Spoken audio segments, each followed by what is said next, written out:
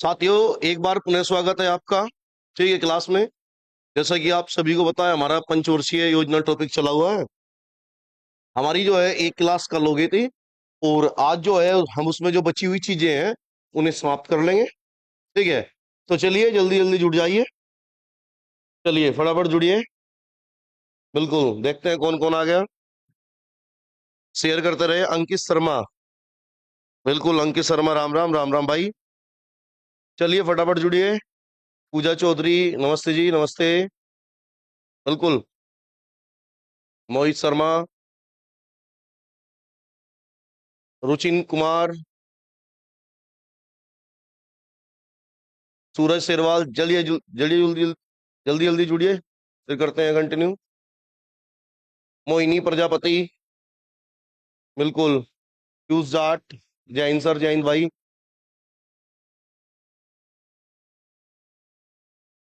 चलिए भाई, चलिए करते हैं शुरू। ठीक है,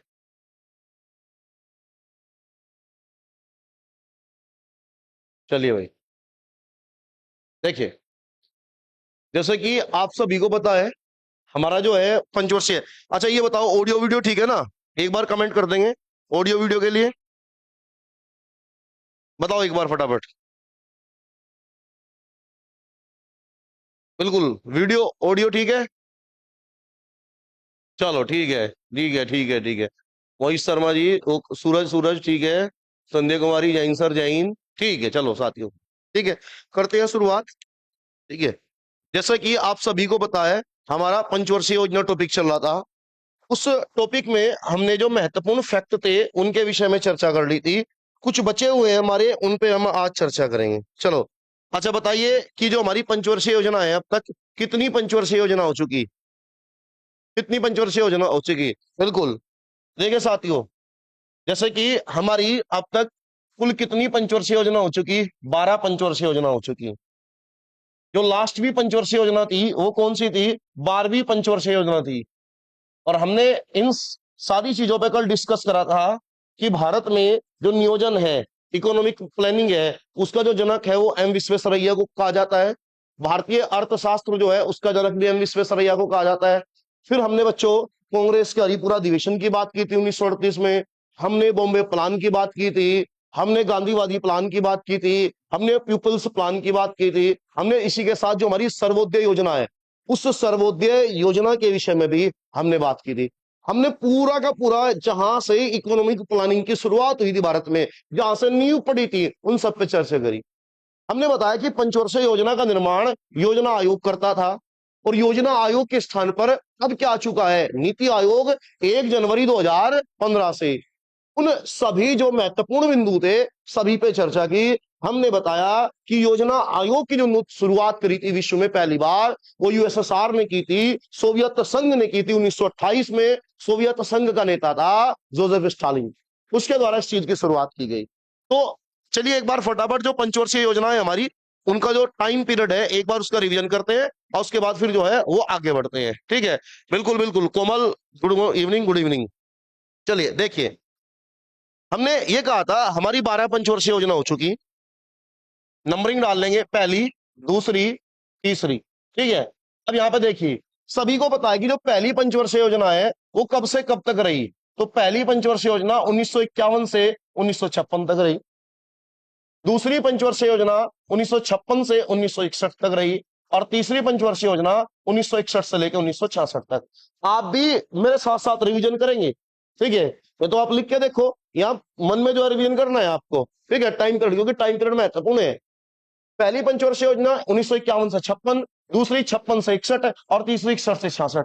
हमने बताया था 3 पंचवर्षीय योजनाएं चली, और 3 योजना चलने के बाद फिर 3 वर्ष का क्या होगा? योजना अवकाश आ गया। सीधी बात है, दिमाग में सेट रखेंगे। 3 योजना चलने के बाद 3 वर्ष का अवकाश आ गया। यानी जो योजनाओं का अवकाश रहा वो कितने वर्ष का रहा? 3 वर्ष का। यानी कि 1966 से लेके 1969 तक हमारा योजना अवकाश रहा। फिर उसके बाद चौथी पंचवर्षीय योजना चली बच्चों 1969 से 1974 तक। और पांचवी पंचवर्षीय योजना चली 1974 से लेके 1978 तक 2 योजनाएं चल गई। और 2 योजना चलने के बाद बच्चों कितने वर्ष का गैप आ गया? 2 वर्ष का। 2 वर्ष का क्या आ गया? अवकाश आ गया। 2 वर्ष का अंतराल आ गया। उसके बाद 2 वर्ष का अंतराल आ गया, नहीं 1980 तक का अंतराल आ गया। उसके बाद जो हमारी छठी पंचवर्षीय योजना चली वो चली बच्चों 1980 से 1985। सातवीं पंचवर्षीय योजना 1985 से 1990। 2 योजना फिर चलने के बाद फिर 2 वर्ष का गैप आ जाएगा। और जो 2 वर्ष का गैप आ जाएगा यानी कि 2 वर्ष का क्या हो गया? अवकाश हो गया। 2 वर्ष का अवकाश हो गया, यानी 90 से लेके 92 तक। फिर आठवीं पंचवर्षीय योजना कब चलेगी बच्चों? 1992। 1992 से 1997। नौवीं पंचवर्षीय योजना कब होगी? 1997 से 2002। और 10वीं पंचवर्षीय योजना होगी 2002 से 2007। 11वीं पंचवर्षीय योजना होगी 2007 से 2012। और 12वीं पंचवर्षीय योजना होगी 2012 से 2017। बताइए फटाफट किस किस के याद था? कल ये जो कराया था बताइए। मैंने कहा था कि मेरे साथ साथ लिखना है, ये मन में जो है आपको रिवीजन करते चलना है। बताइए। बिल्कुल बिल्कुल अंकित शर्मा, बिल्कुल बिल्कुल बिल्कुल बिल्कुल। मोहित, मोहित के भी याद है, अंकित के भी याद है। मांबा, सीमा बिल्कुल याद है। पूजा चौधरी याद है। बिल्कुल भाई याद होने चाहिए। देखो अगर टाइम पीरियड याद नहीं होगा तो फिर कोई फायदा नहीं है उस चीज को। ठीक है, क्योंकि ये चीजें जो है जरूरी है। ये चीजें याद होनी जरूरी है, जब भी आपको पंचवर्षीय योजना को पढ़ने का फायदा है। तो चलिए अब शुरुआत करते हैं। तैयार हो पहली पंचवर्षीय योजना के लिए? चलिए अब बढ़ते हैं पहली पंचवर्षीय योजना की ओर। तो हेडिंग होगा हमारा प्रथम पंचवर्षीय योजना। ठीक है, प्रथम पंचवर्षीय योजना। प्रथम पंचवर्षीय योजना। और प्रथम पंचवर्षीय योजना रही बच्चों 1951 से लेके 1956 तक। अच्छा एक बात और मैं बता रहा हूं आपको, टाइम पीरियड 12 की 12 पंचवर्षीय योजनाओं के याद होने चाहिए आपके। मैंने 12 की 12 लिखवाई, 12 ही टोटल पंचवर्षीय योजना हुई है, सबका टाइम पीरियड याद होना चाहिए। लेकिन जो गहन अध्ययन आपको करना है, जिनके बारे में आपको विस्तार से जानकारी होनी चाहिए, वे शुरुआत की 6 पंचवर्षीय योजना है। टाइम पीरियड सबका देखो पढ़ने से ज्यादा जरूरी ये है कि हमें क्या पढ़ना और क्या छोड़ना। बात को समझो। यानी ये नहीं कि हमने पूरी किताब उठा ली और हम पूरी किताब का तो रट रहे। हमें इस चीज का भी तो देखना पड़ेगा, इस चीज का भी तो अवलोकन करेगा कि एग्जामिनर की मांग क्या है, एग्जामिनर क्या पूछता हुआ है। ठीक है, तो ये नहीं कि जी पूरी किताब पढ़ ले और उस किताब में से पता लगा 25% या 30% ही टॉपिक ऐसे हैं जो एग्जाम की दृष्टि से महत्वपूर्ण है, जो एग्जाम में रिपीट हो। ठीक है, तो क्या पढ़ना है इससे जरूरी है, क्या छोड़ना है, इस चीज का भी हमें पता होना चाहिए। 12 की 12 पंचवर्षीय योजना का टाइम पीरियड याद होना चाहिए और शुरुआत की 6 पंचवर्षीय योजना विस्तार से उनके बारे में पता होना चाहिए। लास्ट की 6 पंचवर्षीय योजना का टाइम पीरियड भी याद होगा, उससे हमारा काम चल जाएगा। ठीक है, आपने देखा होगा अगर आपने पीवाईक्यू लगाए होंगे तो मोस्टली उनमें शुरुआत की 6 पंचवर्षीय योजनाओं से ही क्वेश्चन बनते हैं आपके। ठीक है, तो चलिए भाई देखो हमारी पहली पंचवर्षीय योजना है 1951 से लेके 1956 तक। 1951 से लेके 1956 तक। अब बात यह है कि जो पंचवर्षीय योजना है, ये जो पंचवर्षीय योजना है, इस पंचवर्षीय योजना का हमने उद्देश्य क्या रखा था, यानी इस पंचवर्षीय योजना में हमारा टारगेट क्या था। अगर हम उद्देश्य की बात करेंगे तो जो हमारी पहली पंचवर्षीय योजना थी बच्चों, इसका जो उद्देश्य था, इसका पहली जो पंचवर्षीय योजना का उद्देश्य था वो था कृषि। कृषि प्लस अगर आप करना चाहे तो क्या कर सकते हैं, सिंचाई। यानी पहली पंचवर्षीय योजना में फोकस दिया गया कृषि के ऊपर। भाई आपको देश अभी नया नया आजाद हुआ 47 में, संविधान बनाए, तो अभी देश को आगे बढ़ाने के लिए, आर्थिक क्रियाकलाप के लिए सबसे पहले क्या चाहिए, पेट में खाना चाहिए। भाई अगर आपका पेट भरा हुआ होगा जब ही तो आप आर्थिक क्रियाकलाप कर पाओगे, जब ही देश को आगे बढ़ा पाओगे। अगर आपका पेट ही खाली है और आप ये सोचो कि जी मैं फलाना काम कर दूं, मैं करोड़पति बन जाऊं, ये बन जाऊं, ये सारे ख्याल जब आएंगे जब आपका पेट भरा हुआ होगा। अगर आपका पेट खाली है तो आपको और किसी चीज के बारे में, पढ़ाई के बारे में भी नहीं विचार आने का, दर्शन के बारे में भी नहीं विचार आने का, अन्य चीजों के बारे में नहीं विचार आने। तो सबसे महत्वपूर्ण चीज क्या है, पेट भरा होना चाहिए। उस पेट कहीं से भरेगा, खाने से, खाना कहीं से आएगा, कृषि से। और कृषि के लिए जरूरी क्या चीज है, सिंचाई है, पानी की आवश्यकता है। तो जो पहली पंचवर्षीय योजना है उसमें टारगेट रखा गया था कृषि को, साथ में हम सिंचाई को भी ऐड कर लेंगे, तो कई एग्जाम में देखा गया वो कृषि के स्थान पे क्या पूछ लेता है, सिंचाई के बारे में पूछ लेता है। तो स्पष्ट करो, पहली पंचवर्षीय योजना में उद्देश्य क्या था, कृषि। उसके बाद अगर हम इसके मॉडल की बात करें तो ये किसके मॉडल पर था, तो ये था हेराल्ड डोमर के मॉडल पर, हेराल्ड डोमर के मॉडल पर आधारित था। कहीं कहीं पे हेराल्ड डोमर भी लिखा मिलेगा, दोनों चीज सही है। किसी किसी किताब में हेराल्ड डोमर लिख देता है, क्योंकि वास्तव में उसका नाम था हेराल्ड डोमर। दो व्यक्ति थे जिनमें एक का नाम था हेराल्ड और एक का नाम था डोमर। ये भारतीय नहीं थे, बात समझो, ये भारतीय नहीं थे, इन्होंने इकोनॉमिकल प्लानिंग की थी किसी अन्य देश की, तो हमने वहां से कॉपी कर दी कि हाँ जी हेराल्ड डोमर ने चीज दी थी। जैसे बताओ मौलिक अधिकार है, मौलिक अधिकार हमने कहां से लिए, यूएसए से लिए। अरे मौलिक कर्तव्य हमने कहां से लिए, यूएसएसआर से लिए। क्या वो हमारे खुद के बनाए हुए हैं क्या, नहीं बनाए हुए हैं। तो ऐसा ये हेराल्ड डोमर भारत के नहीं थे, इन्होंने मॉडल दिया था कृषि का, वो मॉडल हमने अपने देश में अप्लाई कर दिया और उसमें अपने देश के हिसाब से आमूल चूल परिवर्तन कर दिए। अरे जो देश के में जो समाज के हिसाब से, परिस्थितियों के हिसाब से परिवर्तन होने थे वो हमने वो परिवर्तन कर दिए। तो यानी कि पहली पंचवर्षीय योजना का उद्देश्य क्या है, कृषि है। किसके मॉडल पर आधारित था, हेराल्ड डोमर के मॉडल पर आधारित था। अब जो पहली पंचवर्षीय योजना हुई इसमें बहुत सारे कार्य हुए। अगर हम एक दो कार्य की बात करेंगे, अगर हम बच्चों कार्य की ही बात करें तो इसमें बहुउद्देश्य, बहु उद्देश्य परियोजनाओं की, बहुउद्देश्य परियोजनाओं की शुरुआत हुई,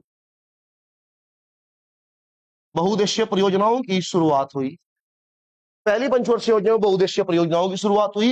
एग्जाम्पल के तौर पर अगर हम बात करें, भाखड़ा,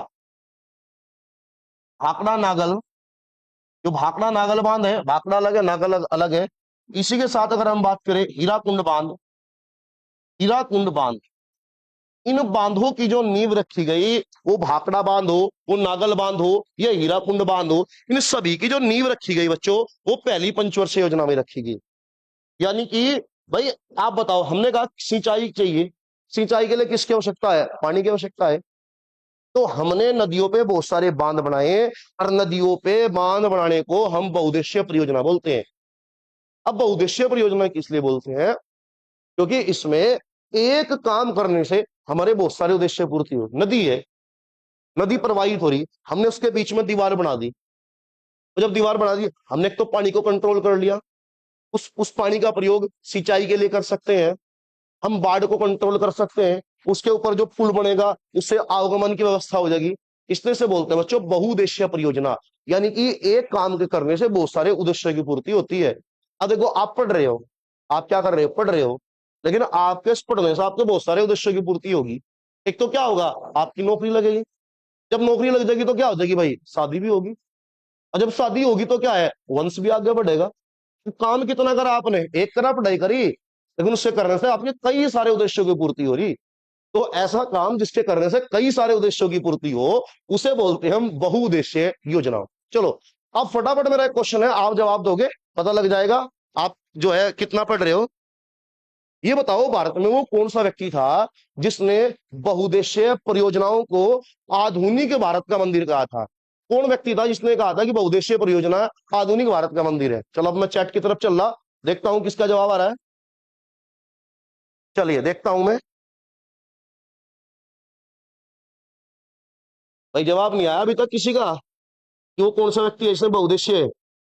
बिल्कुल सीमा, सीमा का जवाब आ गया भाई सबसे पहले, पंडित नेहरू, पंडित नेहरू, बिल्कुल बिल्कुल बिल्कुल भाई, बिल्कुल मामा नेहरू, बिल्कुल बिल्कुल बिल्कुल बिल्कुल भाई। ठीक है, चलो चलो जवाब आ गया, कई बच्चों का जवाब आ गया। ठीक है, जिसे नहीं पता था तो वो भी देख लेगा चैट में भाई। बिल्कुल बादल शर्मा का जवाब सही है, संध्या कुमारी का भी जवाब सही है, ठीक है, अदिति का भी जवाब सही है। ठीक है, चलिए चलिए, यानी कि पंडित नेहरू ने जो है वो बहुउद्देशीय परियोजनाओं को संज्ञा दी थी आधुनिक भारत के मंदिर की, आधुनिक भारत का मंदिर का था पंडित नेहरू ने बहुउद्देशीय परियोजनाओं का।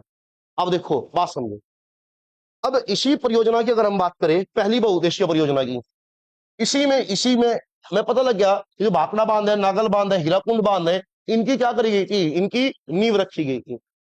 इसी के साथ बच्चों अगर हम बात करें 1951 में, 1951 में, 1951 में आईआईटी खड़गपुर, आईआईटी खड़गपुर की स्थापना हुई। आईआईटी खड़गपुर की स्थापना हुई। आईआईटी खड़गपुर की स्थापना हुई, जो कि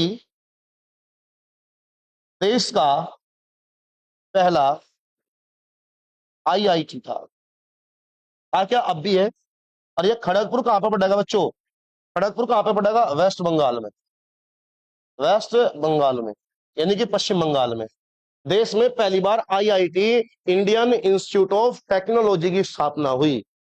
तो याद रखना, देश में जो पहला आईआईटी कॉलेज था वो कौन सा था? खड़गपुर। और कहां पे है, किस राज्य में? पश्चिम बंगाल में। ठीक है, चलिए। उसके बाद अगर हम इस पंचवर्षीय योजना की बात करें, इसी पंचवर्षीय योजना के तहत 1952 में बच्चों, 1952 में सामुदायिक विकास कार्यक्रम,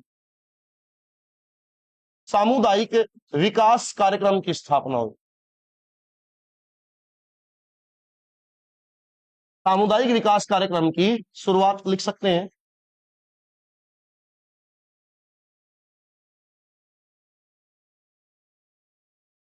शुरुआत हुई, सामुदायिक विकास कार्यक्रम की शुरुआत हुई। ठीक है, सामुदायिक विकास कार्यक्रम की शुरुआत हुई, यानी कि एक प्रकार से हम बोल सकते हैं community development programme, community development programme, CDP, community development programme. इस सीडी कम्युनिटी डेवलपमेंट प्रोग्राम का जो मुख्य उद्देश्य था वो था देश के ग्रामीण क्षेत्रों का विकास करना, देश के सभी समुदायों को साथ लेकर चलना। और जिसने पढ़ा होगा, क्लास में मैंने बात बताई थी कि इसी सामुदायिक विकास कार्यक्रम के स्थान पे बाद में गांव में त्रिस्तरीय पंचायती राज बुलाया गया था। और जो त्रिस्तरीय पंचायती राज है उसके लिए बलवंत राय मेहता समिति ने सिफारिश की थी कि देश में त्रिस्तरीय पंचायती राज होना चाहिए। ठीक है, आपके लिए क्वेश्चन ये है, फटाफट आप ये बताओगे दो स्तरीय पंचायती राज का सुझाव किस समिति ने दिया था? फटाफट, दो स्तरीय पंचायती राज का सुझाव, दो स्तरीय, चलिए बताइए, फटाफट बताइए, दो स्तरीय पंचायती राज का सुझाव किसने दिया? ठीक है, बिल्कुल बिल्कुल भाई। जो दो स्तरीय पंचायती राज है, तो दो स्तरीय पंचायती राज का सुझाव किसने दिया था? अशोक मेहता ने दिया था। और जबकि त्रिस्तरीय पंचायती राज का जो सुझाव दिया था वो किसने दिया था बच्चों? बलवंत राय मेहता ने दिया था। बिल्कुल ठीक है, ये बात याद रखेंगे आप। ठीक है, चलिए। अब अगर हम इस पंचवर्षीय योजना की बात करें, इसमें बच्चों विकास की जो दर रखी गई थी, जो हमने टारगेट रखा था वो रखा था 2.1, और जो हमने अचीव करा वो करा 3.6। ठीक है, तो इसमें हमारा जो टारगेट था, यानी जो हमारा उद्देश्य था, टारगेट था जो हमारा, वो रखा था हमने 2.6% की। यानी हमने देश की विकास की जो दर की गति रखी थी वो 10.6 का रखा था, लेकिन हमने जो प्राप्ति करी, जो हमने जो अचीव करी वो कितनी करी? 3.6 के आसपास करी। किसके आसपास? 3.6 के आसपास, 3.6 के आसपास। यानी विकास की दर का टारगेट रखा था हमने 2.1%, लेकिन जो हमने प्राप्ति करी बच्चों वो कितने की करी? 3.6 की करी। यानी हम ये कह सकते हैं कि जो पहली पंचवर्षीय योजना थी वो पूर्ण रूप से क्या होगी? हमारी सफल पंचवर्षीय योजना हो। आप ये तो देखो, टारगेट रख रहे हैं हम 2.1 का और अचीव कर रहे हैं हम 3.6। अब अगर बच्चों हम टारगेट और अचीवमेंट की बात करें तो आपको केवल पहली और जो दूसरी पंचवर्षीय योजना है, ज्यादा ज्यादा करो तो आप तीसरी पंचवर्षीय योजना तक, इनका टारगेट और अचीवमेंट को याद रखना है। इसके बाद की जो पंचवर्षीय योजना है उनका टारगेट और जो अचीवमेंट है ना पूछा जाता है, ना आज तक पूछा गया। शुरुआत की दो ही पंचवर्षीय योजना इनकी ऐसी है जिनका हमें टारगेट और अचीवमेंट हमें क्या रखना है भैया? याद रखना है। ठीक है, चलिए एक बार फटाफट क्विक रिवीजन करेंगे। पहली पंचवर्षीय योजना, टाइम पीरियड में किसी को समस्या नहीं होनी चाहिए। कल भी टाइम पीरियड पे जोर दिया था, आज भी हमने टाइम पीरियड पढ़ा। ठीक है, उद्देश्य था कृषि, हेराल्ड डोमन का मॉडल, बहुउद्देश्य परियोजनाओं की शुरुआत हुई, भाखड़ा नागल हीराकुंड बांध की इसमें नींव रखी गई, देश में पहले आईआईटी की स्थापना हुई, सामुदायिक विकास कार्यक्रम की शुरुआत हुई। ठीक है, ठीक है, सामुदायिक विकास कार्यक्रम की शुरुआत करी गई, टारगेट रखा गया 2.1, और अचीवमेंट कितने की करी गई बच्चों? 3.6 की अचीवमेंट करेगी। ठीक है, अब उसके बाद बच्चों हम चलते हैं दूसरी पंचवर्षीय योजना की ओर। ठीक है, अब देखो, अब हमारा पेट भर गया, हमने खाना खा लिया, अब हम बात करेंगे बड़ी बड़ी बात, यानी कि हमें करोड़पति बनना है, हमें कारखाने लगाने हैं, हमें ये करना है। तो ये बात करने के लिए पहले पेट में क्या जाना चाहिए? खाना जाना चाहिए। तो पहली पंचवर्षीय योजना से कृषि क्लियर हुई। चलेंगे दूसरी पंचवर्षीय योजना पे हम। दूसरी पंचवर्षीय योजना होगी हमारी दूसरी पंचवर्षीय योजना। दूसरी पंचवर्षीय योजना ये होगी 1956 से 1961। दूसरी जो पंचवर्षीय योजना होगी वो होगी 1956 से 1961 तक होगी हमारी दूसरी पंचवर्षीय योजना। अब अगर दूसरी पंचवर्षीय योजना की बात करें तो हमने कहा था कि भैया पेट भर गया, खाना मिल गया। तो अगर हम इसके उद्देश्य की बात करें दूसरी पंचवर्षीय योजना का, अगर हम उद्देश्य की बात करें तो उद्देश्य का इसका उद्योग, तो हम लिख सकते हैं उद्योगों का विकास। उद्योगों का विकास, शॉर्ट में आप याद रख लेंगे उद्योग। वही अगर इसके हम मॉडल की बात करेंगे कि किसके मॉडल पर था, तो ये था पीसी महालनोबिस के मॉडल पर। पीसी महालनोबिस के मॉडल पर आधारित था। ये भारतीय थे पीसी महालनोबिस। इन्हीं का जो जन्मदिन है उस पर हम जो है वो राष्ट्रीय सांख्यिकी दिवस के रूप में मनाते हैं। ठीक है, राष्ट्रीय सांख्यिकी दिवस के रूप में मनाते हैं पीसी महालनोबिस के जन्मदिन को। ठीक है भाई, फटाफट शेयर भी करते रहो। ठीक है, दुष्यंत दुष्यंत बिल्कुल भाई, फटाफट शेयर भी करो सारे के सारे, जो भी आपके ग्रुप है, आपका वो फेसबुक पे हो, इंस्टाग्राम पे हो, या व्हाट्सएप पे, टेलीग्राम पे, जहां पे भी हो, फटाफट शेयर भी करते रहो ताकि सभी का भला हो सके। ठीक है, यानी कि जी बस अपना अपना भला होना चाहिए। ठीक है, सुना भी होगा, कर भला हो भला। ठीक है, तो जिस भी व्यक्ति को इस चीज की आवश्यकता है, हर किसी व्यक्ति के पास जिस पंचवर्षीय योजना का जो टॉपिक है वो पहुंचना चाहिए अपने स्टेटस पे, जहां भी आप शेयर कर सकते हो, जहां तक आपकी पहुंच है वहां हर जगह आप शेयर करो।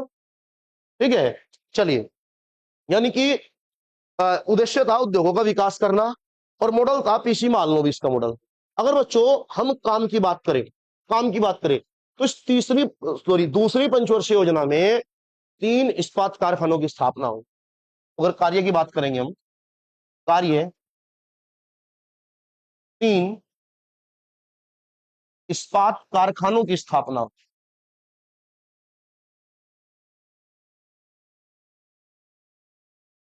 3 इस्पात कारखानों की स्थापना हो, यानी कि एक प्रकार से हम कह सकते हैं जो 3 स्टील प्लांट है बच्चों, 3 स्टील प्लांट की स्थापना करेगी। जो एक स्टील प्लांट है वो लगाया गया भिलाई में। कहां लगाया गया? भिलाई में। भिलाई कहां पे है? छत्तीसगढ़।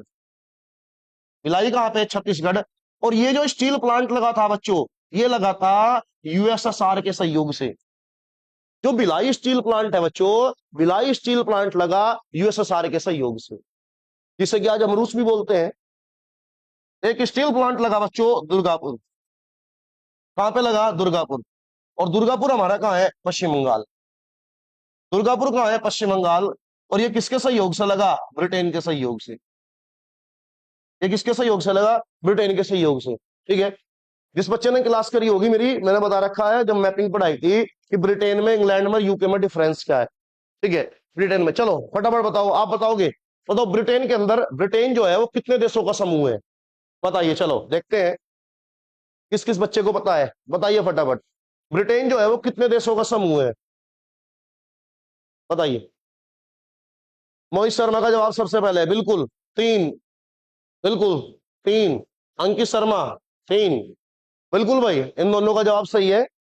जो ब्रिटेन है वो 3 देशों का समूह है, जिसमें एक है इंग्लैंड, एक है स्कॉटलैंड और एक है वेल्स। इन 3 देशों के समूह को हम बोलते हैं ब्रिटेन। और जब इसी में हम जोड़ देते हैं उत्तरी आयरलैंड, तो बन जाता है यूके, यूनाइटेड किंगडम। ये चीजें क्लियर होनी चाहिए। ठीक है, इसके चीजें क्लियर नहीं है, हम 1 तारीख से ऑफलाइन में जो है बच्चों मैपिंग की क्लास शुरू करेंगे। जो भी बच्चे ऑफलाइन में आते हैं उनको जो है मैंने बता रखा है, बोल रखा, 1 तारीख से मैपिंग का हमारा नया बैच शुरू होगा। तो जिसको भी मैपिंग पढ़नी है, आपकी ज्योग्राफी पे बेहतर पकड़ जब भी होगी अगर आपकी मैपिंग पे पकड़ है। अगर आपने मैपिंग पे पकड़ बना ली तो 50% ज्योग्राफी खत्म, मैप से ही आती है। तो इसलिए जो भी बच्चा ज्योग्राफी के कॉन्सेप्ट और मैपिंग के कॉन्सेप्ट क्लियर करना चाहता है वो 1 तारीख से सुबह 9 बजे से ठीक है। बाकी आप जो है जो कॉन्टैक्ट नंबर है वो कॉन्टैक्ट नंबर वीडियो के नीचे चलेगा, ठीक है, आप संपर्क कर सकते हैं। ठीक है, और टाइमिंग के फीस के बारे में जो भी जानकारी है, ये तो ऑफलाइन जो इंस्टीट्यूट है हमारा सीबी गुप्ता कॉलोनी शामली, आप वहां पे आ सकते हैं। ये जो कॉन्टैक्ट नंबर है आप उस पर संपर्क कर सकते हैं, आपकी सारी चीजें जो क्लियर कर दी जाएगी। याद रखना भाई 1 तारीख है ना, 1 अगस्त सुबह 9 बजे से। चलिए, बिल्कुल भाई 3 है ना, बादल शर्मा का बिल्कुल जवाब आया 3। ठीक है, इसी के साथ बच्चों हमने एक स्टील प्लांट की स्थापना और करी थी, राउरकेला, राउरकेला स्टील प्लांट। और ये कहां पे है बच्चों, ओडिशा में। राउरकेला स्टील प्लांट है ओडिशा में। और जो ये लगाया था हमने, ये लगाया था जर्मनी के सहयोग से। ये राउरकेला वाला किसके सहयोग से लगाया था, जर्मनी के सहयोग से हमने लगाया था। अब देखो बच्चों, मैंने यहाँ पे क्या लिखा है, राउरकेला जो स्टील प्लांट है वो कहां पे है, ओडिशा में। कहां पे है, ओडिशा में। पहले बच्चों इसका नाम होता था उड़ीसा, क्या बोलते थे, उड़ीसा। लेकिन 2011 में इसका नाम बदलकर, वहां की सरकार के द्वारा इसका नाम बदल दिया गया, और नाम बदलकर क्या कर दिया गया बच्चों, ओडिशा कर दिया गया। किस वर्ष करा गया है, 2011 में करा गया। ठीक है, ये बात याद रखेंगे। वही बच्चों, अगर इसके हम उद्देश्य की बात करें, हमने जो मतलब उद्देश्य रखा था, टारगेट रखा था, वो रखा था 4.3 के समथिंग। और जो हमने अचीव करा था वो करा था 4.2 के समथिंग। यानी टारगेट जो फिक्स करा था हमने वो करा था 4.3 का, और जो हमने अचीव करा था बच्चों वो करा था लगभग 4.2% विकास की दर।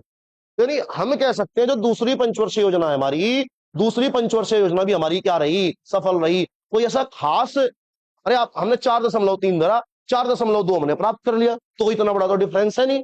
तो दूसरी पंचवर्षीय योजना भी हमारी किस योजनाओं में गिनती होगी, सफलतम योजनाओं में गिनती होगी। ठीक है, चलिए, यानी कि हमने कृषि पे ध्यान दे लिया, हमने उद्योगों पे ध्यान दे लिया।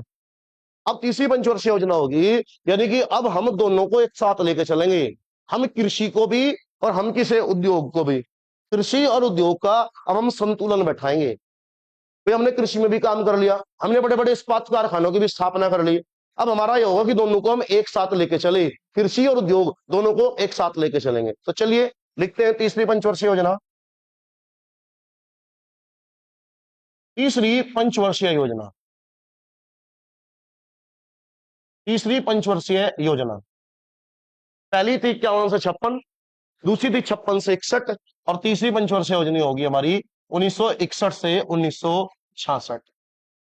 1961 से 1966। ठीक है, अगर हम इसके उद्देश्य की बात करेंगे, उद्देश्य की बात करेंगे तो वो क्या हो गया, कृषि प्लस उद्योग, कृषि प्लस उद्योग। यानी कृषि और उद्योगों को हमें क्या लेके चलना था, साथ चलना था। ठीक है, वो ये अगर हम बात करें किसके मॉडल पर आधारित था, अगर हम मॉडल की बात करेंगे तो यहाँ पे 2 व्यक्ति थे, जिसमें एक का नाम था जॉन सैंडी, जॉन सैंडी, और एक व्यक्ति था सुखमय चक्रवर्ती, सुखमय चक्रवर्ती। मोस्टली सुखमय चक्रवर्ती ये आता है, कभी कभी जॉन सैंडी भी, दोनों ही व्यक्ति का योगदान था, जॉन सैंडी का भी और सुखमय चक्रवर्ती का भी। ठीक है, तो आप याद रखेंगे, पहली का कौन था, हेराल्ड डोमर। पहली का कौन था, हेराल्ड डोमर। दूसरी का कौन हो गया, पीसी मालनोबिस, कौन हो गया, पीसी मालनोबिस। और तीसरी का कौन होगा, सुखमय चक्रवर्ती। और साथ में कौन व्यक्ति था, जॉन सैंडी था। ठीक है, अब देखो, हमने कहा कि हम इस पंचवर्षीय योजना में कृषि को भी और उद्योगों को भी साथ लेके चलेंगे। अब हमें ये बात याद रखनी है कि जो 3 इस्पात कारखाने हैं, 3 स्टील प्लांट है, वे हमारे दूसरी पंचवर्षीय योजना में स्थापित हुए थे। चाहे इसमें राउरकेला वाला हो, चाहे इसमें दुर्गापुर वाला हो, चाहे इसमें भिलाई वाला हो। अब तीसरी पंचवर्षीय योजना में 1964 में झारखंड के बोकारो में स्टील प्लांट की स्थापना हुई, जो कि आपको याद रखना है, पेपर में कंफ्यूज करने के लिए हमेशा बोकारो वाला पूछेगा। अब बच्चों के दिमाग में बात सेट होगी कि अच्छा स्टील प्लांट, दूसरी पंचवर्षीय योजना, ठीक है 3 है, लेकिन जो ये बोकारो है वो कौन सी में है, तीसरी में है। तो लिखेंगे इसमें 1964 में, 1964 में Bokaro steel plant, Bokaro steel plant की स्थापना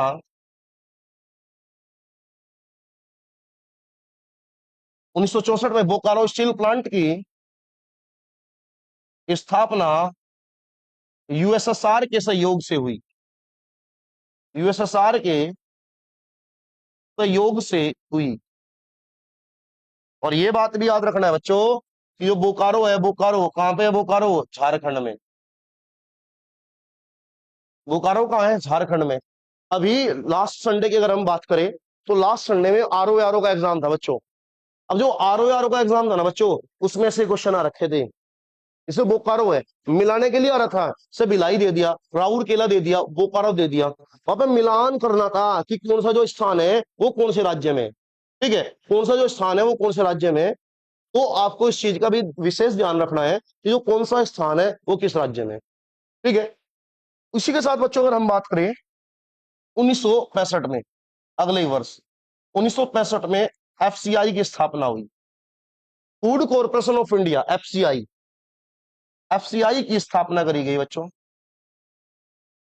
यानी कि food corporation of India, food corporation of India, भारतीय खाद्य निगम, है ना। जो भारतीय खाद्य निगम है, एफसीआई है। आप देखोगे दुनिया भर, भारत में एफसीआई के बहुत सारे गोदाम है, ठीक है, भारत में एफसीआई के बहुत सारे गोदाम है। एफसीआई क्या करता है कि जो किसान है, किसानों से जो सरकार है वो एमएसपी पे जो है वो खाद्यान्न को खरीदेगी। खरीदने के बाद फिर उन्हें जो स्टोर करने का काम करता है वो एफसीआई करता है। अगर भारत में जाओगे तो भारत में बहुत सारी ऐसी स्थान है जहाँ पे एफसीआई के जो है वो गोदाम। अब देखो, अगर बच्चों हम तीसरी पंचवर्षीय योजना की बात करें तो तीसरी पंचवर्षीय योजना में टारगेट रखा था हमने 5.6 का, लेकिन अचीव कर पाए हम 2.8 ही। यानी कि अगर हम टारगेट की बात करें, टारगेट था हमारा 5.6 का, और जो हम प्राप्ति कर पाए बच्चों वो कर पाए 2.8। आप ये देखो बिल्कुल हम आधे पे आ गए। ये जो 5.6 था और 2.8 पे आ गए। तो एक प्रकार से ये कह सकते हैं ये योजना क्या हो गई बच्चों? असफल हो गई। ये योजना क्या हो गई? असफल हो गई। अब कोई अभी तक हमने देखी हमारी दोनों योजना बहुत बढ़िया चल रही, पहली योजना और दूसरी योजना सफलता की ओर है, कोई समस्या नहीं है। लेकिन जैसे हम तीसरी पंचवर्षीय योजना पाए, तीसरी पंचवर्षीय योजना जो है हमारी वो असफल हुई, ठीक है। अब इसकी अगर असफलता की हम बात करें कि असफलता का कारण क्या है, आप यहाँ पे देखो बच्चों, ये देखो तीसरी पंचवर्षीय योजना है हमारी, टाइम पीरियड देखो क्या है, 61 से 66। 61 से क्या है 66, ध्यान दे लिया बिल्कुल। अब देखो हुआ क्या, इसकी जो अगर हम असफलता के कारण की बात करें, असफलता के कारण, अगर हम असफलता के कारण की बात करें बच्चों तो 1962 में, 1962 में भारत चीन युद्ध हुआ। 1962 में भारत चीन युद्ध हुआ बच्चों। वही अगर हम बात करें 1965 में, तो 1965 में भारत पाक युद्ध हुआ, भारत पाक युद्ध हुआ। और 1966 के अंत में भारत में समस्या आ गई अकाल की, भारत में समस्या आ गई सूखे की। तो आप ये देखोगे ये जो पंचवर्षीय योजना, तीसरी पंचवर्षीय योजना है, इस तीसरी पंचवर्षीय योजनाओं के अंदर कितनी समस्याएं आई, कितनी परेशानियों का सामना करना पड़ा। 62 में देखोगे भारत चीन का युद्ध हुआ, 65 में देखोगे भारत पाकिस्तान का युद्ध हुआ, और 66 में देखोगे देश में कहीं की समस्या आ गई, अकाल की समस्या आ गई, ठीक है। बच्चों ये बात याद रखना, कभी भी कोई भी अगर देश है वो कभी भी जल्दी से युद्ध नहीं लड़ना चाहता। इसका कारण ये है, युद्ध में लोगों की जान तो जाएगी, लेकिन उसके साथ साथ देश का जो आर्थिक विकास है वो बिल्कुल रुक जाता है। अगर हम एक ब्रह्मोस मिसाइल की बात करें, एक ब्रह्मोस जो मिसाइल है वो 3 से 5 करोड़ रुपए की पड़ती है।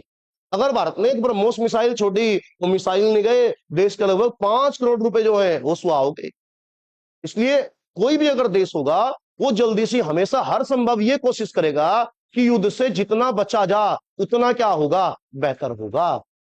क्योंकि अगर युद्ध हो गया तो देश में जितने आर्थिक क्रियाकलाप है सब पे सब बंद पड़ जाएंगे। किसकी ओर मेन फोकस होगा? युद्ध की ओर मेन फोकस होगा, ठीक है।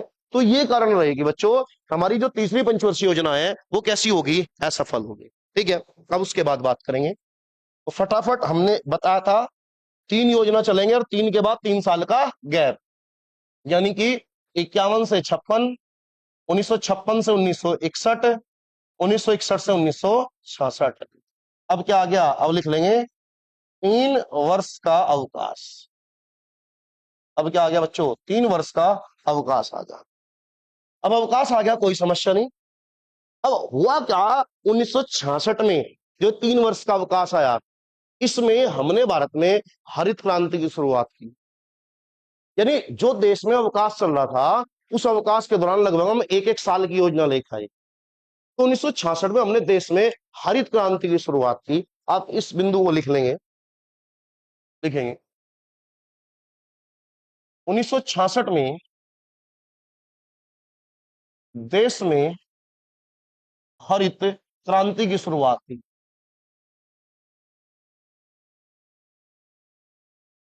देश में हरित क्रांति की शुरुआत हुई। अब देखिए, अब भारत में जो हरित क्रांति की शुरुआत की गई, उसका जो श्रेय दिया जाता है, वो दिया जाता है M S Swaminathan. M S Swaminathan भारतीय जनक, एम एस स्वामीनाथन भारतीय हरित क्रांति के जनक है।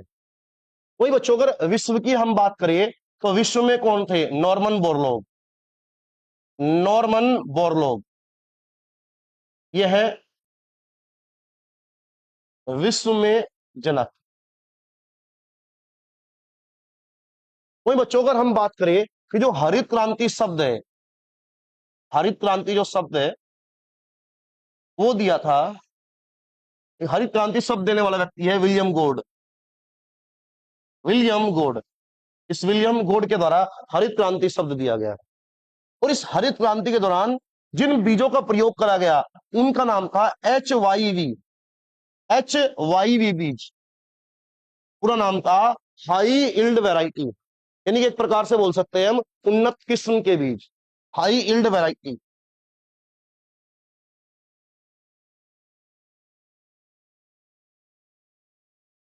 तो ये भी बात आप याद रखोगे कि 1966 में देश में हरित क्रांति की शुरुआत हुई। भारत में हरित क्रांति के जनक थे एम एस स्वामीनाथन। विश्व में थे नॉर्मन बोरलॉग, जो कि अमेरिका के थे। जन्म इनका मैक्सिको में हुआ था, लेकिन बाद में जो है इनका जो जीवन व्यतीत हुआ पूरा का पूरा, वो जो है यूएसए में हुआ था। और जो हरित क्रांति शब्द दिया था बच्चों, वो देने वाला व्यक्ति कौन था? विलियम गोड था। ठीक है। और अगर बीजों की बात करें तो किन बीजों का प्रयोग करा गया? HYV, यानी कि हाई विल्ड वैरायटी बीजों का प्रयोग करा गया। इनका प्रयोग करा गया, हाइल्ड वैरायटी का प्रयोग करा गया। चलिए बच्चों, अब बढ़ते हैं हम चौथी पंचवर्षीय योजना की ओर। अब बढ़ते हैं हम चौथी पंचवर्षीय योजना की ओर बढ़ेंगे। देखिए, 3 साल का अंतराल आ गया, यानी कि 66 से लेके कब तक का आ गया? 69 तक का आ गया। ठीक है। अब लिखेंगे हम चौथी पंचवर्षीय योजना। चौथी पंचवर्षीय योजना,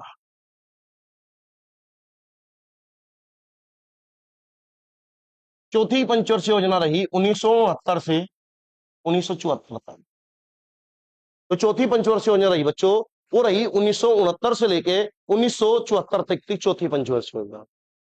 अगर बच्चों हम चौथी पंचवर्षीय योजना की बात करें तो उसका जो मुख्य उद्देश्य था वो था आत्मनिर्भरता। यानी कि अगर हम इसके उद्देश्य की बात करेंगे तो इसका उद्देश्य क्या हो जाएगा? आत्मनिर्भरता। यानी कि हमें देश को कृषि के मामले में और उद्योगों के मामले में और जो देश में जो भी अन्य मामले हैं, उन और अन्य मामलों में हमें देश को आत्मनिर्भर बनाना है। अगर हम इसके मॉडल की बात करें तो इसका मॉडल था बच्चों अशोक रुद्र मॉडल। कौन सा मॉडल था? अशोक रुद्र मॉडल। ठीक है। तो अगर हम मॉडल की बात करेंगे, अशोक रुद्र मॉडल, अशोक रुद्र मॉडल पर आधारित था। ठीक है। तो चौथी पंचवर्षीय योजना, एक दो व्यक्ति और भी थे, लेकिन अगर हम इनमें फेमस व्यक्ति की बात करें तो वो कौन था? अशोक रुद्र था। तो अशोक रुद्र के मॉडल पर आधारित था ये जो है चौथी पंचवर्षीय योजना। आप देखोगे 1969 से लेकर कब तक का? 1974। इसी 1969 में भारत में 14 बैंकों का राष्ट्रीयकरण किया गया। 19 जुलाई 1974 को 14 बैंकों का राष्ट्रीयकरण हुआ। यानी कि लिख लेंगे हम 1969 में 14 बैंकों का राष्ट्रीयकरण किया गया। राष्ट्रीयकरण किया गया। राष्ट्रीयकरण होता है बच्चों जब कोई प्राइवेट संस्थान है, प्राइवेट बैंक है, और उसे गवर्नमेंट अपना घोषित कर देती है, तो वो क्या कहलाता है? राष्ट्रीयकरण कहलाता है। अब मेरा फटाफट आप लोगों से क्वेश्चन ये है, बताइए आप कि भारत में खुलने वाला पहला बैंक कौन सा था? चलिए एक चैट की ओर चलता हूं, एक बार देखता हूं किस किस का जवाब सही आ रहा है। क्वेश्चन दोबारा रिपीट करता हूं मैं, भारत में खुलने वाला पहला बैंक कौन सा था? भारत में खुलने वाला पहला बैंक, बताइए भाई, फटाफट जवाब दीजिए।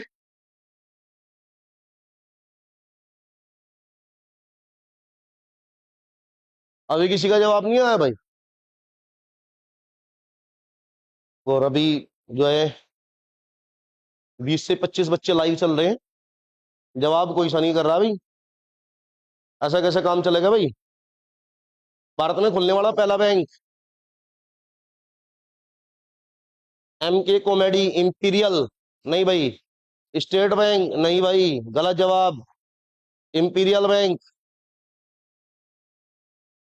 Bank of Bengal, Ashish. Seema, bank of Hindustan, बिल्कुल सही। भाई भारत में खुलने वाला पहला बैंक था बैंक ऑफ हिंदुस्तान। भारत में जो पहला बैंक खुला वो था बैंक ऑफ हिंदुस्तान, ठीक है। बैंक ऑफ हिंदुस्तान की स्थापना के बाद बैंक ऑफ बंगाल खुला, बैंक ऑफ मद्रास खुला, बैंक ऑफ मुंबई खुला, और बाद में इन्हीं तीनों बैंकों का विलय करके बनाया गया था इंपीरियल बैंक। और उसी इंपीरियल बैंक का बाद में नाम परिवर्तन कर गया था state bank, SBI, state bank of India, ठीक है। चलिए बिल्कुल, कोमल का जवाब आ गया, बैंक ऑफ हिंदुस्तान, ठीक है। कॉन्सेप्ट क्लियर है? पहला बैंक कौन सा था? Bank of Hindustan. फिर तीन अलग अलग बैंकों की स्थापना हुई, ठीक है, जिसमें बंगाल था, ठीक है, मद्रास था, बॉम्बे था, ठीक है, और बाद में इन्हीं का विलय करके बना दिया गया इंपीरियल बैंक। और जो इंपीरियल बैंक जो है उसी का बाद में नाम परिवर्तन करके क्या कर दिया गया था? बैंक ऑफ हिंदुस्तान कर दिया गया था। क्लियर है भाई इतनी चीजें? ठीक है, चलिए अब आगे बढ़ते हैं हम। हमने कहा कि 14 बैंकों का क्या करा गया? राष्ट्रीयकरण किया गया 1969 में, ठीक है। इसी वर्ष अगर हम बात करें तो 15 अगस्त, 15 अगस्त 1969 में, 15 अगस्त 1969 में इसरो की स्थापना हुई। 15 अगस्त 1969 में इसरो की स्थापना हुई, Indian space and research organisation. 1969 में इसरो की स्थापना करी गई, 15 अगस्त 1969 में, ठीक है। अब आप लोगों को यह बताना है कि जो इसरो है, इसरो, आप लोगों को बताना है जो इसरो है, इसरो का पहला चेयरमैन कौन था? फटाफट बताइए भाई। इसरो का पहला चेयरमैन, स्थापना 1969 में, इसरो का चेयरमैन कौन था?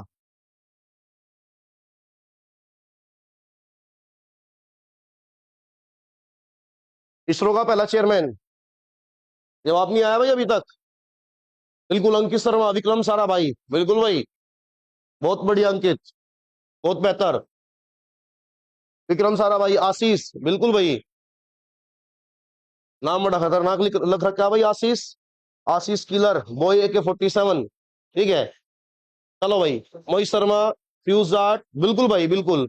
साराभाई, विक्रम साराभाई, विक्रम साराभाई, ठीक है। तो भाई आशीष के लिए क्वेश्चन है, AK-47 नाम रख रखा, तो बताना है आशीष को AK-47 जो बंदूक है उसका जो आविष्कारक है, इसकी जो पहली बार बनाया था वो किस देश ने बनाया था, ठीक है। चलिए आशीष के लिए क्वेश्चन है, बाकी और के लिए नहीं है। आशीष को बताना है 47 की जो बनाया था वो किस देश के द्वारा बनाया गया था, AK-47 का निर्माण कराया गया था, बिल्कुल।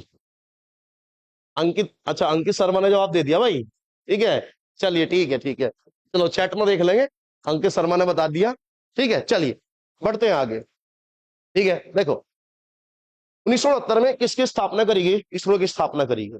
अब यहाँ पे बात समझो, देखो जो हमारी चौथी पंचवर्षीय योजना है उसका टाइम पीरियड देखो आप। चौथी पंचवर्षीय योजना का जो टाइम पीरियड है वो है बच्चों 1969 से लेके क्या है 1974 में।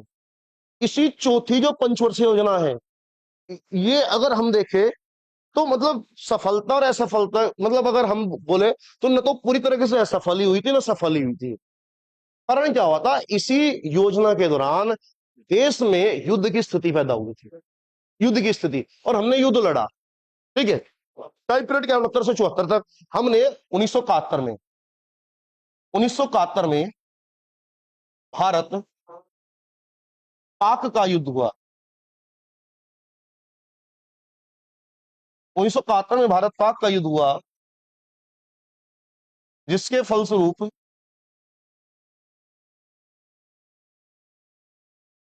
जिसके फलस्वरूप 13 दिसंबर 1971, जिसके फलस्वरूप 13 दिसंबर 1971 को बांग्लादेश बांग्लादेश का निर्माण हुआ।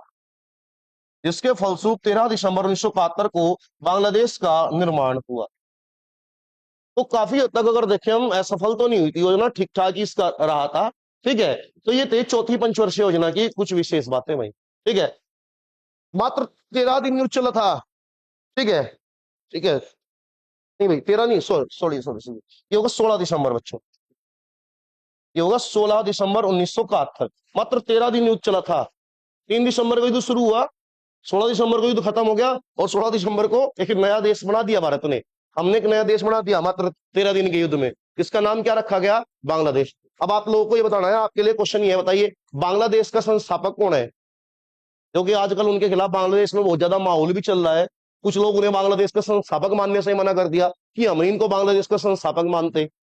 बताइए बांग्लादेश का संस्थापक कौन है? ठीक है, फटाफट बताना है। ठीक है, बताइए, चलिए अंकित शर्मा बताइए।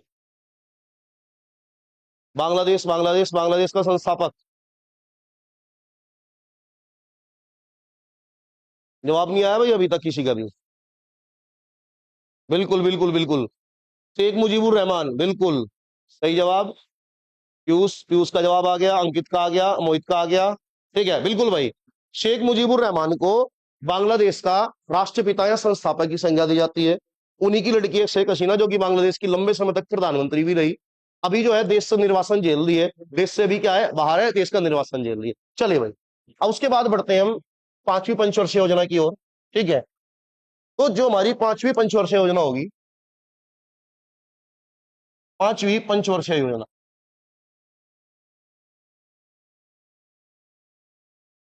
पांचवी पंचवर्षीय योजना होगी 1974 से 1978। पांचवी पंचवर्षीय योजना होगी 1974 से 1978 तक होगी हमारी पांचवी पंचवर्षीय योजना। ठीक है, अब ये देखो कि ये 1974 से 1978 तक है, जबकि हम इसे संज्ञा कहीं की दे रहे हैं पांचवी पंचवर्षीय योजना। और पंचवर्षीय योजना का कॉन्सेप्ट यही है कि वो होनी कितनी साल की चाहिए? 5 साल की। कितने की होनी चाहिए? 5 साल की। जबकि वो यहाँ पे हो कितने की रही है? 4 साल की। उन सभी बिंदुओं पर हम चर्चा करेंगे कि आखिर क्या कारण रहा था कि इस योजना को 1 वर्ष पहले ही हटा दिया गया। ठीक है, चलिए पहले हम जो है उद्देश्य देखते हैं। अगर हम इसके उद्देश्य की बात करें तो वो उद्देश्य था गरीबी हटाना। गरीबी हटाना, ये जो पांचवी पंचवर्षीय योजना था, इसका उद्देश्य था गरीबी हटाना। अच्छा, अब बच्चों एक चीज तो थोड़ा सा ध्यान दियो, ध्यान देना है। अगर आपसे पूछे गरीबी हटाना जो उद्देश्य था वो कौन सी पंचवर्षीय योजना का था? पांचवा। जबकि गरीबी हटाने का जो नारा दिया गया था वो चौथी पंचवर्षीय योजना में दिया था। और वो एक योजना का हिस्सा ना होकर वो एक राजनीतिक भाषण का हिस्सा था। 1971 का चुनाव चल रहा था, और उस 1971 के चुनाव में इंदिरा गांधी ने नारा दिया था गरीबी हटाओ, और विपक्ष ने नारा दिया था इंदिरा हटाओ। विपक्ष ने कहा इंदिरा हटाओ, इंदिरा गांधी ने कहा देश से गरीबी हटाओ। अगर पूछे नारा, तो नारे का उल्लेख है चौथी में, जबकि प्रॉपर जो उसे रखा गया था वो रखा गया था पांचवी पंचवर्षीय योजना में। किसमें रखा गया था? पांचवी पंचवर्षीय योजना में। मॉडल की अगर हम बात करेंगे तो मॉडल जो होगा वो होगा डीपी धर मॉडल। डीपी धर मॉडल, यानी कि जो पांचवी पंचवर्षीय योजना है उद्देश्य था गरीबी हटाओ, मॉडल जो था वो कौन सा मॉडल था? डीपी धर का मॉडल था। इसी पांचवी पंचवर्षीय योजना में गरीबी को हटाने के लिए हम एक कार्यक्रम लेकर आए थे जिसका नाम था 20 सूत्रीय कार्यक्रम। ठीक है, तो लिख लेंगे इसी दौरान, लिख लेंगे 1975 में, 1975 में 20 सूत्रीय, 20 सूत्रीय कार्यक्रम लाया गया, कार्यक्रम लाया गया 1975 में 20 सूत्रीय कार्यक्रम। यानी गवर्नमेंट ने 20 पॉइंट तय करे कि भाई ये होना चाहिए, गरीबों के पास तक राशन पहुंचना चाहिए, गांव में पानी पहुंचना चाहिए, हर गांव में बिजली पहुंचनी चाहिए। इस प्रकार के 20 पॉइंट डिसाइड करे गवर्नमेंट ने, जो कि गरीबी को हटाने में महत्वपूर्ण योगदान देंगे। तो इसलिए आपसे पूछेगा 20 सूत्रीय कार्यक्रम कौन सी पंचवर्षीय योजना में आया था, तो याद रखेंगे आप 1975 में आया था। ठीक है, 1975 में बच्चों, 2 अक्टूबर 1975, 2 अक्टूबर 1975, यहां आप सीधा 1975 लिख लो। 1975 में क्षेत्रीय ग्रामीण बैंक, क्षेत्रीय ग्रामीण बैंकों की स्थापना हुई, क्षेत्रीय ग्रामीण बैंकों की स्थापना हुई, जिन्हें कि हम बोल देते हैं RRB, regional rural bank, regional rural bank, क्षेत्रीय ग्रामीण बैंक। आपको बताना है कि देश में पहला क्षेत्रीय ग्रामीण बैंक उत्तर प्रदेश में खुला था। उत्तर प्रदेश के किस जिले में खुला था, फटाफट बताइए, क्लास में पढ़ा हुआ क्वेश्चन है। ठीक है, बताओ, क्षेत्रीय ग्रामीण बैंक जो है वो उत्तर प्रदेश के किस जिले में खुला था। और जो बच्चा रिकॉर्डेड फॉर्म में देखता है क्लास को, ठीक है, लाइव के बाद, तो वो भी कमेंट सेक्शन में जो है कमेंट कर देते रहे। भाई तो क्वेश्चन पूछता हूं मैं, तो कमेंट सेक्शन में उनके कमेंट होने चाहिए। या कोई डाउट हो, कोई प्रॉब्लम हो, तो कमेंट, क्या है, लाइव में पढ़ाते टाइम तो इतना कमेंट पर ध्यान नहीं दिया जाता। तो अगर आपको कोई क्वेश्चन है, कोई समस्या है, कुछ भी है, तो आप कमेंट में, कमेंट बॉक्स में कमेंट कर दे, तो हम बाद में उसमें देख के उसका रिप्लाई कर देंगे। ठीक है, क्योंकि चलती क्लास में लाइव चैट देखना जो है हर किसी बच्चे की पॉसिबल नहीं है। तो क्लास खत्म होने के बाद कमेंट जरूर करें भाई, ना सभी बच्चे करें। और कोई डाउट है, क्लास कैसी लगी है, उसके बारे में कमेंट जरूर करें। ठीक है, बताइए भाई, उत्तर प्रदेश के किस जिले में। बिल्कुल आशीष, बिल्कुल भाई, बिल्कुल अंकित, ठीक है, सीमा भी ठीक है, सूरज भी ठीक है, मोहित शर्मा भी बिल्कुल, मुरादाबाद, बिल्कुल भाई मुरादाबाद, ठीक है। और पीतल नगरी किसे कहा जाता है, मुरादाबाद को ही कहा जाता है। तो जो पहला क्षेत्रीय ग्रामीण बैंक है वो कहाँ पे खुला था, मुरादाबाद में। ठीक है, मुरादाबाद में खुला था। और भारत में जो सर्वाधिक क्षेत्रीय ग्रामीण बैंक है बच्चों, याद रखना, सबसे ज्यादा जो क्षेत्रीय ग्रामीण बैंक है वो भी कहाँ पे है, उत्तर प्रदेश में। ठीक है, सबसे ज्यादा क्षेत्रीय ग्रामीण बैंक जो है वो उत्तर प्रदेश में ही है। चलिए, उसके बाद अगर हम बात करें बच्चों, 25 जून, 25 जून 1975, 25 जून 1975 को, नेक्स्ट स्लाइड ले लेंगे, 25 जून 1975 को देश में राष्ट्रीय आपातकाल, देश में राष्ट्रीय आपातकाल लगा दिया गया, देश में राष्ट्रीय आपातकाल लगा दिया गया। और ये आपातकाल रहा था बच्चों 1975 से 1977 तक। अब आप देखिए, लगने की तारीख क्या है, 25 जून 1975, और अभी क्या चल रहा है, 2025, यानी लगभग कितने साल हो गए, 50 साल पूरे हो गए।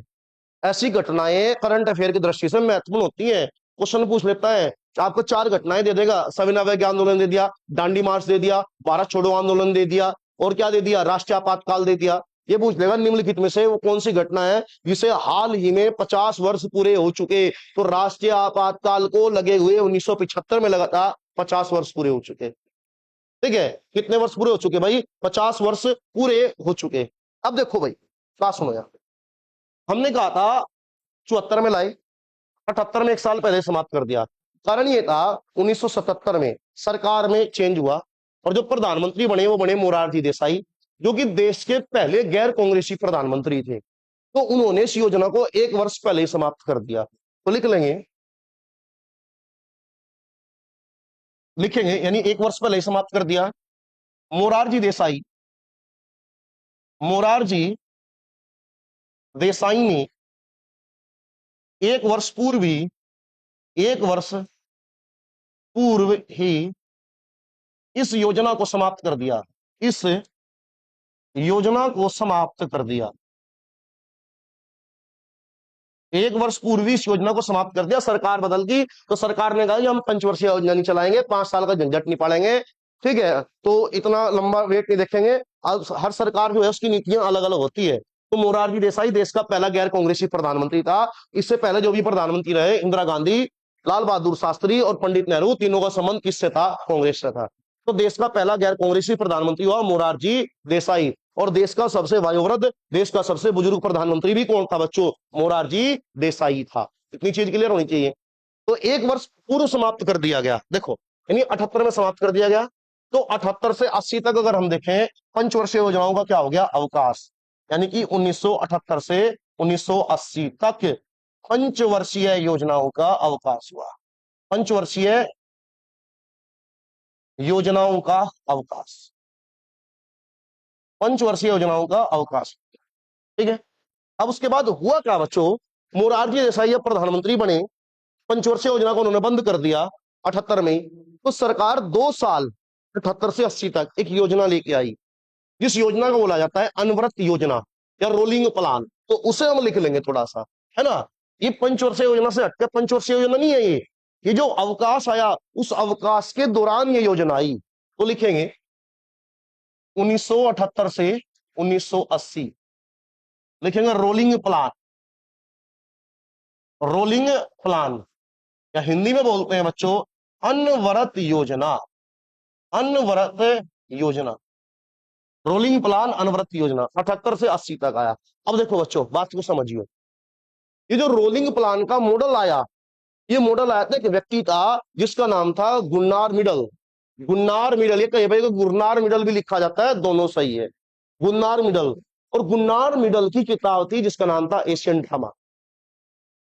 उसने कहा था कि लंबी योजनाओं के स्थान पे 5 साल 10 साल की योजनाओं के स्थान पे हर एक साल की योजना लाई जा, ताकि हम हर साल योजना का विश्लेषण कर सके कि हमने जो टारगेट रखे थे उन्हें अचीव करा या नहीं करा।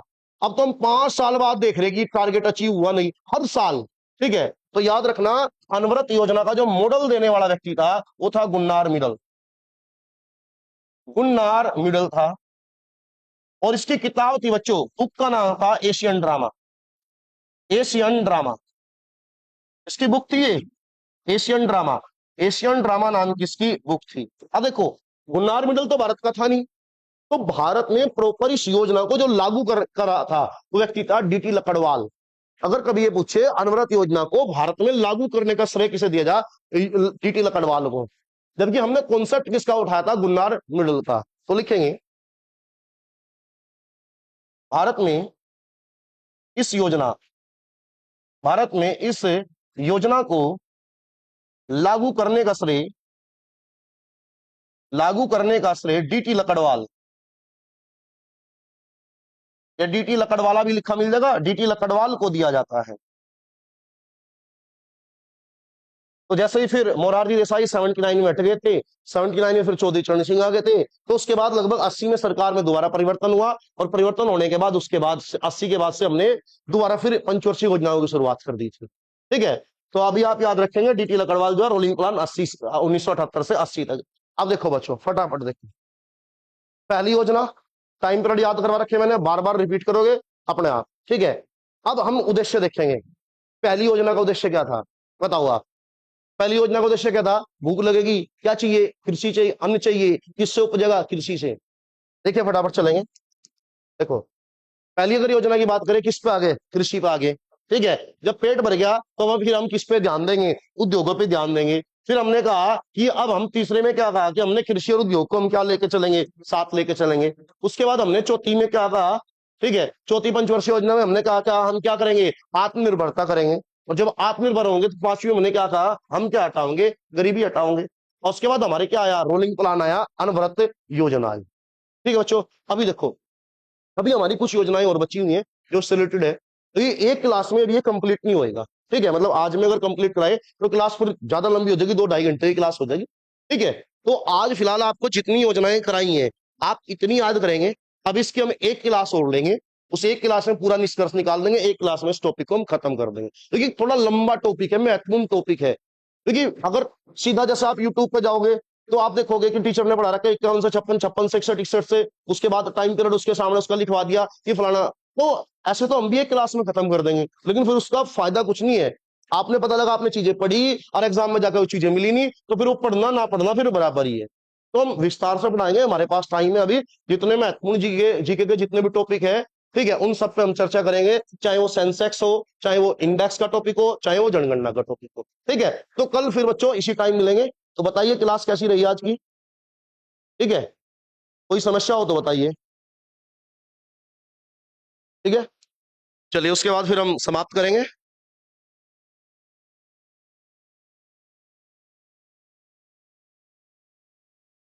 बिल्कुल बिल्कुल।